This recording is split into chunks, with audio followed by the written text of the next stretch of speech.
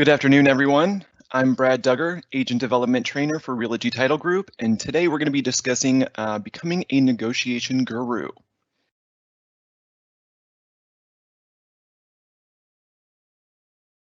So for today's objectives, you're going to be able to recognize your avoidances and how to overcome them, create your unique style of negotiation, learn how to position yourself for effective negotiations, and we're going to plan out your actual negotiations, how to spot weaknesses and how to ethically and fairly take advantage of them.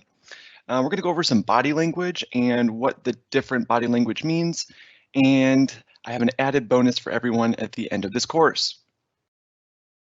So let's talk about deciding to negotiate, or the why, okay? First thing is avoidances. The terms avoidance and fear are often interchangeable. Some agents just loathe at the thought of picking up the phone or meeting another agent to negotiate an offer. For some people, it's not always a part of the culture, okay? It can seem unstructured since there really is no defined way to negotiate.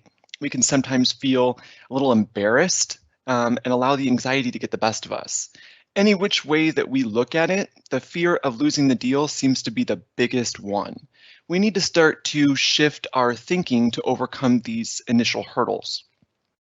At the end of the day, there are two ways to lose a deal. You walk away, and if that is the case, do be prepared to crumble if the other party does keep the deal alive, or they walk away. If they do, just blame it on yourself and just be really nice about it. Could say something like, the price is fine, but more than my client can afford, but thanks for considering. All right. Now, negotiating isn't always about price. You're going to have terms, you're going to have tradables, you're going to have all different angles that you can take. Okay, so overcoming those different avoidances. Now, guys, it wouldn't be fair if I gave you a problem without providing a solution, right? So let's talk about the ways to overcome these initial fears. First, pride is going to be a factor. We are professionals, so set that pride aside and let's move on. It's as simple as that. Pride takes up a lot of space in our heads. We can't think clearly if we don't have the room to do so. You will likely come across an egotistical agent, or what I like to call someone that's a legend in their own minds, or more common. You'll think of them as more of a narcissistic type behavior. Whether you like the other party or not, it is very critical to create that sustainable, positive experience for everyone, so you can secure a competitive advantage for your client. Second, think of negotiation or negotiating as a game of chance that's going to involve risk, right? The higher the risk, the better the reward. I'm sure you can start to see the pieces in your mind move a little bit. Third, you won't lose the starting offer. Worst comes to worst, you can always go back to the beginning and shift your negotiations around. Think about the price, the terms, your delivery. Take the time to consider what you could have done differently. It is common for these things to get in our way, and guys, it's completely normal, okay? With time, you'll be able to breeze right through your avoidances or fears without even thinking about them. Okay, so lies. I'm often asked if it's okay to lie, and the answer is no, and I'll tell you why. Trust. Trust is the most important. We must establish a trusting relationship with the other party we are negotiating with in order for things to move smoothly. Would you trust someone that lies to you? Probably not. In real estate, we rely heavily on numbers and facts, and those never lie. Let your research on the numbers do the talking for you. Getting caught in a lie can be awfully embarrassing. We see ourselves as professionals, and professionals have standards. Lying is never going to meet those standards. Body language will almost certainly give you away. The human eye is very keen to picking up on body language. I'll give you a few examples. If you're touching your nose or your face too often, doing one of these, or we'll do no eye contact or way too much eye contact, your face going red, any kind of unusual sweating or shifting around. Those are all kind of signs that somebody is probably lying to you. Another key point is you lose your ability to maneuver effectively. Do you think somebody is going to cooperate with your movements in a transaction when they think that you're lying, or that they feel like a lie is going to come? Probably not. And then ethics. Your ethics should always be a main focus. As realtors, we have standards. The National Association of Realtors ethical standards are what are considered a baseline, okay? So it's just going to be a baseline or a minimum standard, right? And we should always do our best to achieve and demonstrate higher standards than those, right? We always want to be ethical, and we want people to see us as ethical. Our industry relies on that, and it depends on that for the future. Again, I wouldn't give you a problem without offering up a solution, so I'll give you a few alternatives to lying.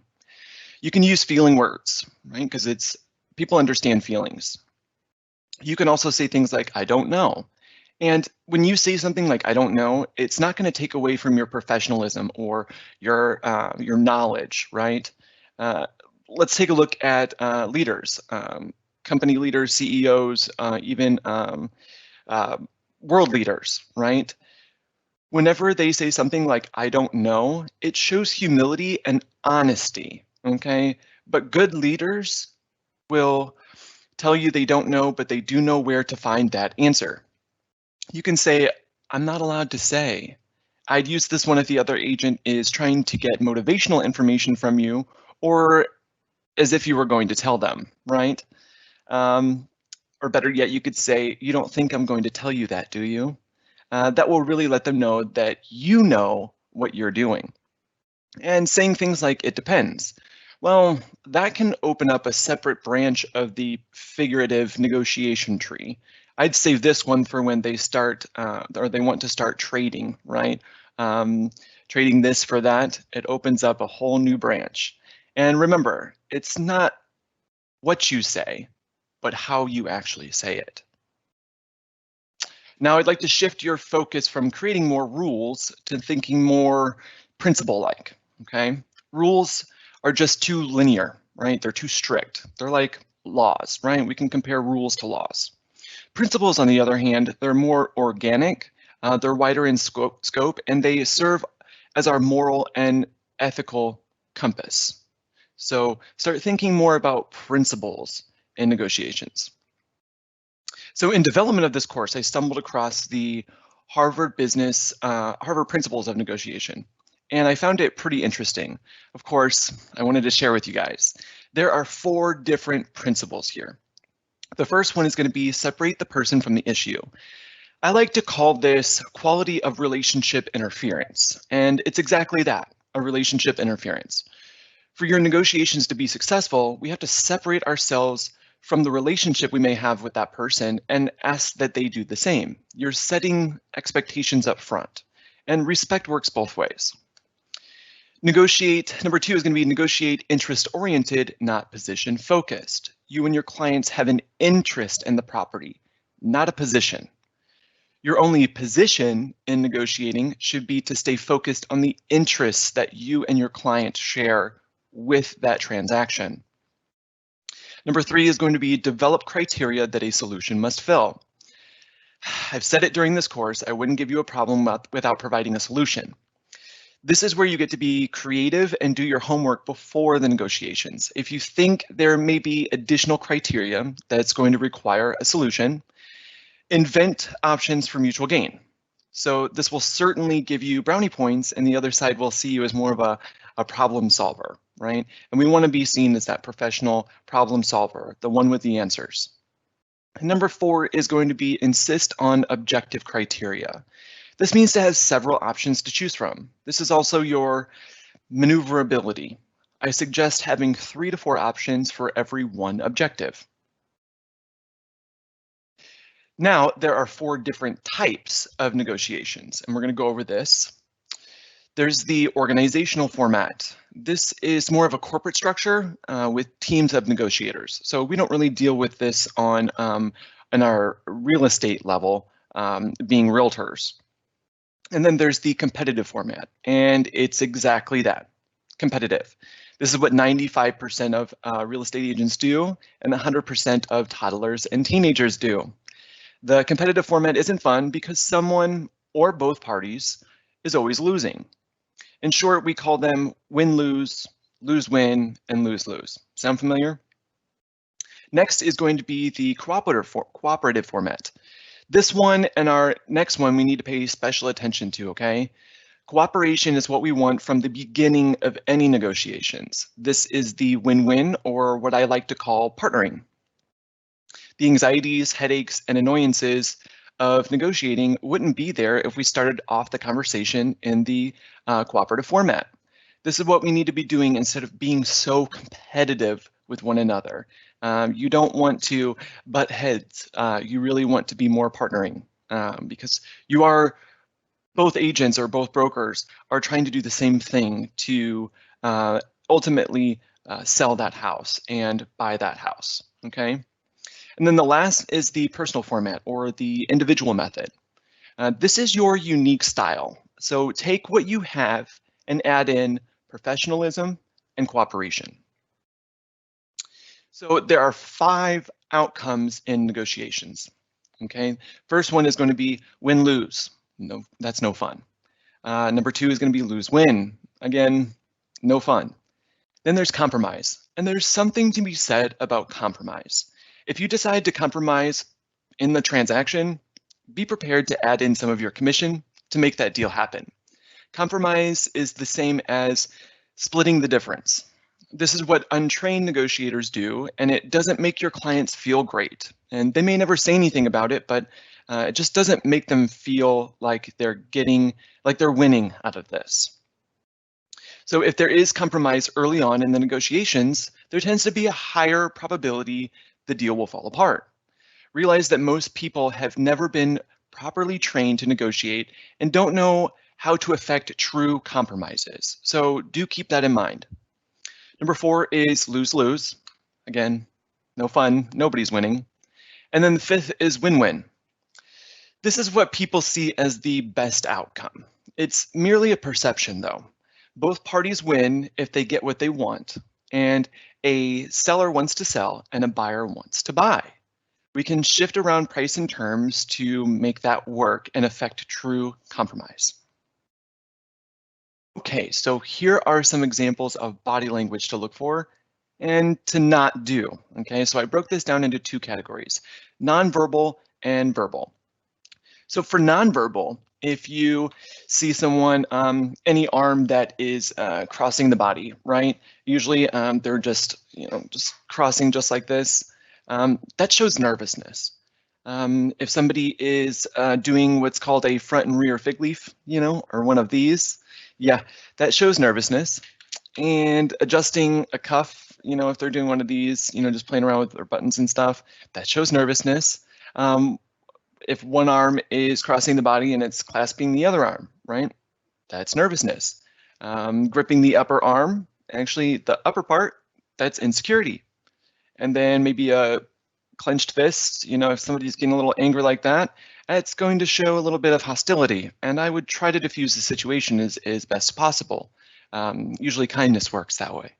And then crossed arms. We all know this one. It's showing that the person is kind of defensive or it's showing reluctance. And then verbal. Sounds do make a huge, huge impact with communication, and it can trigger a variety of reactions. But when used selectively, they can be very, very effective.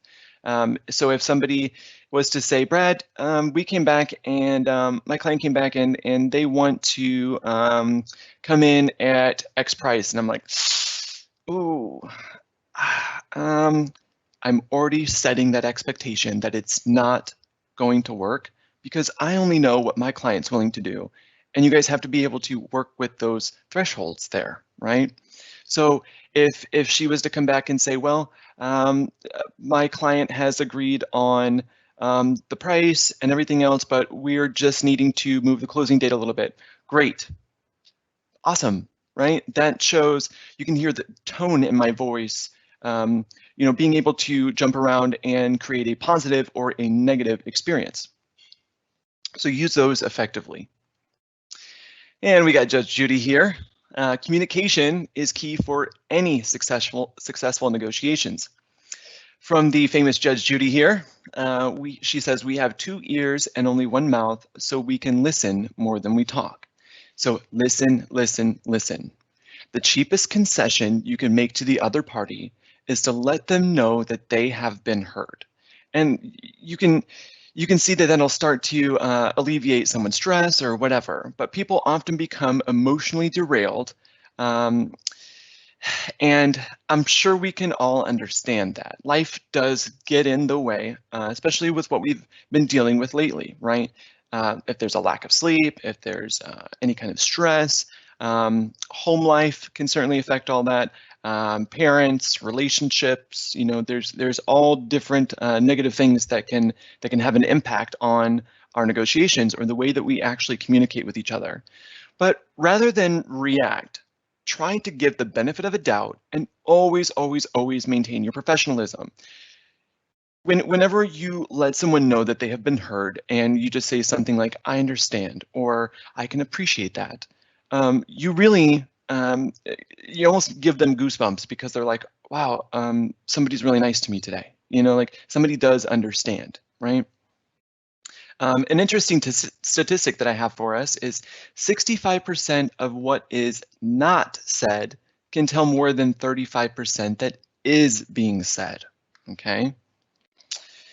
Now let's talk about weaknesses here. You can position yourself stronger by focusing on the weaknesses of the other party. Don't focus on your own, right? People are going to pick up on that. So look for signs in the other person's delivery.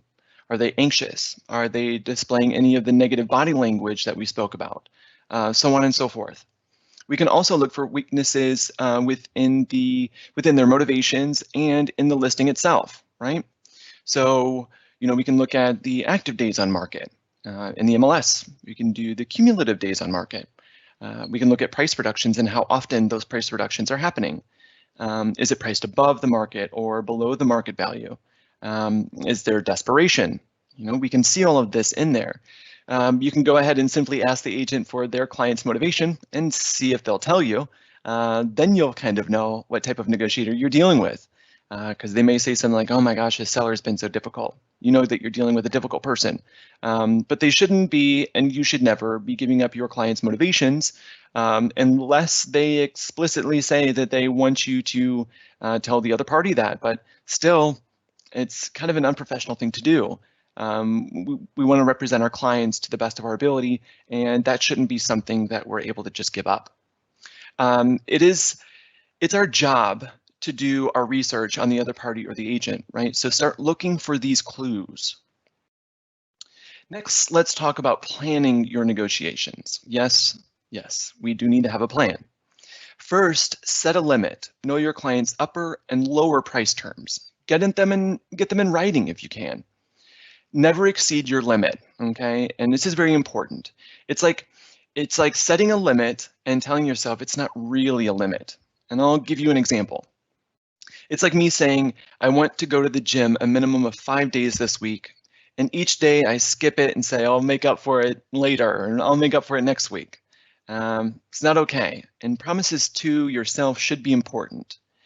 Next, know the reasons for walking away, okay?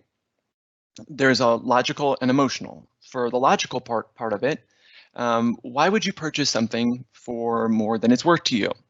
Why would you sell something for less than its value? By the way, the value of anything is what you're willing to pay for it. This is your opinion.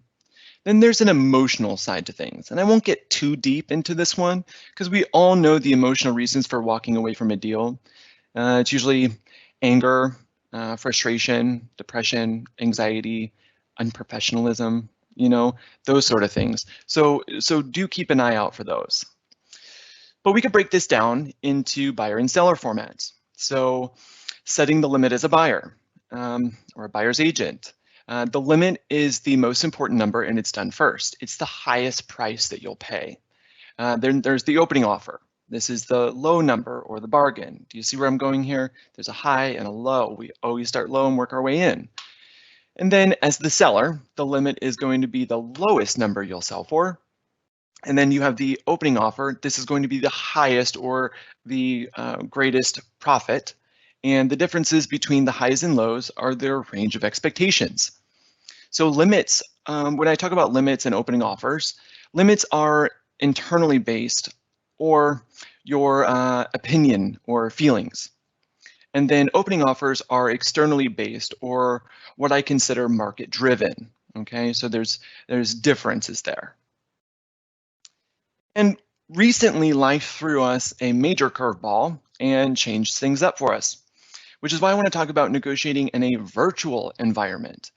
For this one, I'm going to call it the mixed picture, since the jury is still out on this one.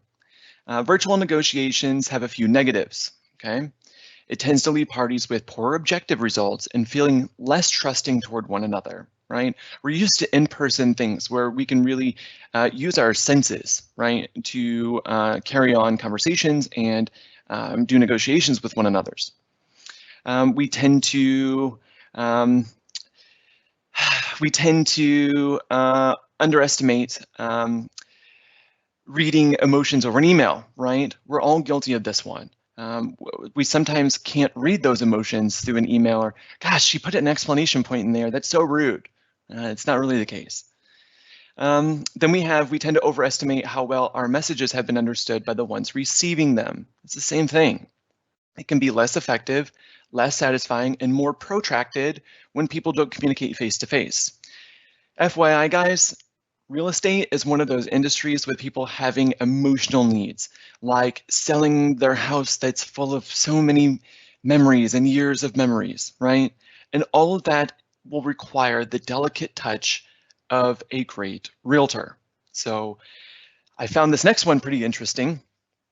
This study, a meta-analysis of 43 studies by Harvard Business, suggests that women are less cooperative in virtual settings than they are when face-to-face, whereas men's tactics don't change as much. It is suggested that women feel less pressure to be affiliative or polite when they are not face-to-face. Kind of interesting, right? That's still a study that's ongoing, so we'll see how that one turns out. So again, I wouldn't give you a problem without offering a solution. So I have a few tips to consider when negotiating in a virtual environment. At the beginning, take a few minutes to make some small talk, right? This creates better social relationships. It really pushes on that personal connection and builds the trust that we are talking about. Starting with humor may lead to a better outcome and less stressful negotiations. So clarify your objectives for the meeting after taking the time to connect. State the purpose of the meeting and the time that is being committed for it. Keep on track of time, and if it looks like it's going to flow over at all, dismiss the meeting and follow up with an email for the missed items so you can at least clarify. And it's always good that whenever you finish any kind of meeting to really bullet point that meeting out and send it over as a written form of the meeting that you just had or the negotiations that you just had. Okay, let me see. This is a respect thing. Okay, when it comes up for following up with an email or dismissing the meeting right on time, it's a respect thing that seems to go out the window a lot of times. So if you can keep on track with that, because I don't want to be late for my next meeting because I was held over by another, and neither for you. Because it's always what we consider a little bit rude because we're all pretty much working from home now, and we can't say things like, oh, there was traffic or anything like that. You guys need to be, we all need to be a little bit more conscious of the time that we're spending on the meeting so that we can devote that time to other people. And then this one will work for mostly everyone, okay? Turn off your self-view when you're video conferencing. Americans and others from individualized cultures tend to be more self-conscious and self-critical when seeing themselves on video. From the words of one of my favorite people, put a Post-it over it. Okay, so let's wrap up on what we've talked about today.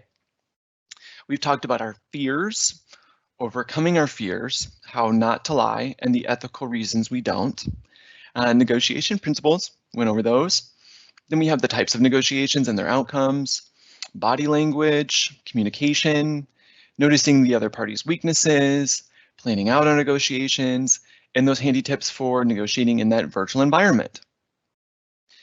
So I'm almost certain that we may have some questions, and I'd love to provide some answers for those. Melanie, do we have any questions from our guests? We absolutely do, Brad. You were talking a little bit about body language, and one of the comments was, I feel awkward just having my hands hang at their sides. Do you have any suggestions? Yes, I do. You know, it's funny because when people start to get a little stressed out, or they're, you know, start to worry or whatever, or it feels awkward, stress balls are great. But something that we all have and that we can all use is a pen, right? We always carry around a pen for signing things, negotiating things, writing things down on our checklist. So if you were to take a pen and put it in your hand and stand there, you know, whenever, that way you create the right body language for the other party, but you have a pen in your hand.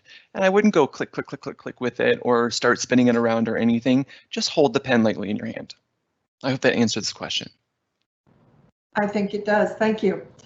Another question is, if you've noticed that someone is not worth dealing with, how can you walk away professionally? And I would say either a customer or another realtor. Well, you just have to maintain your professionalism and remember those standards, okay? And if somebody don't want to deal with them because they're being irate or they're just difficult, just maintain that professional thing about you, and do understand that it's okay to, okay, I'll give you an example. I had one agent call me and she was obviously upset. Her client was upset, you know, that something came back, it was wrong, no fault of anyone's. And she was screaming at me over the phone. And, you know, I won't use names or anything like that, but I just said, hey, listen, it sounds to me like you're very passionate about this and you might be having a little bit of a bad day, and I can understand. But I'd appreciate it if we can maintain that professionalism. And how about we do this? How about I'm going to hang up the phone and give it about 10 minutes, you know, take some time to relax and think about what you'd like to say and your delivery with it. And let's go ahead and touch base in about 10 minutes. Or if you need a little bit more time, I understand. So that way you're kind of diffusing that person, but at the same time, you're saying, maybe it's okay that you talk to other people that way, but it is not okay for you to talk to me that way. And just set that expectation there. And just say, you know, we can always come back to this whenever things have calmed down with you. I hope that answers the question. I like that answer. Thank you, Brad. Another question, even before COVID, buyer agent and seller agent mostly negotiated on a phone call. Mm-hmm. Do you have any tips for negotiating on a phone? Yes, so always maintain your professionalism. I'm very big on that, but you can use your tone. So you can, like we talked about earlier, we use sounds, right?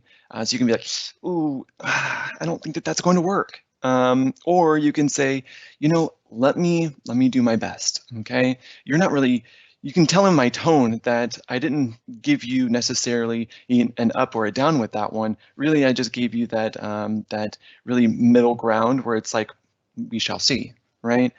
Because we always have to go back to our clients and talk to them about, you know, anything like that when it comes back and forth with negotiations. But do use tone and inflection in your voice. You don't have to be a robot, and you do want to be personable with that person. So try to use that tone. I like that. Thank you, Brad. How do I handle questions that I cannot answer due to lack of experience without sounding green? So we all were green agents, myself and Melanie. When we first started out, we were very green. I didn't allow people to see the green side of me because, again, you're a professional, right? So I'll give you an example. My first listing that I took, you know, I was so nervous that my new customer, my client, was going to ask me, you know, how many listings that I've sold, right? But In fact, I beat 9 other brokers out on this one. Brokers, not agents, but brokers. He asked me, he said, how many listings do you have? And I said 0.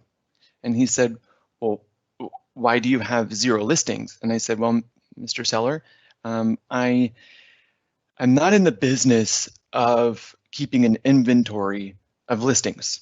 I list homes to sell them. I don't list homes to keep them. So needless to say, I got that listing because he was pretty impressed with that answer. But you don't have, it's how you say things, and it's in your delivery, right? You're not necessarily lying there because I didn't have any listings, and I told him I don't have any listings. But at the same time, I did tell him that I am not in this business to inventory my listings and be like other brokers that have 15, 20 listings that sit on the market because they're overpriced, or it's a difficult agent to deal with, so on and so forth. So I wouldn't be too worried about being green.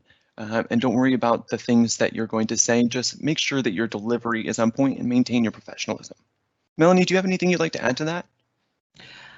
No, Brad, I think you definitely covered it, but we do have a couple more questions. I think we have quite a few newer agents in our audience today. Awesome. What is your top best 3 tips when you're working with your first listing as a new agent when negotiating? Well, I would say be very thorough and ask questions. When you're getting a new listing, what I always did was I created a checklist, right?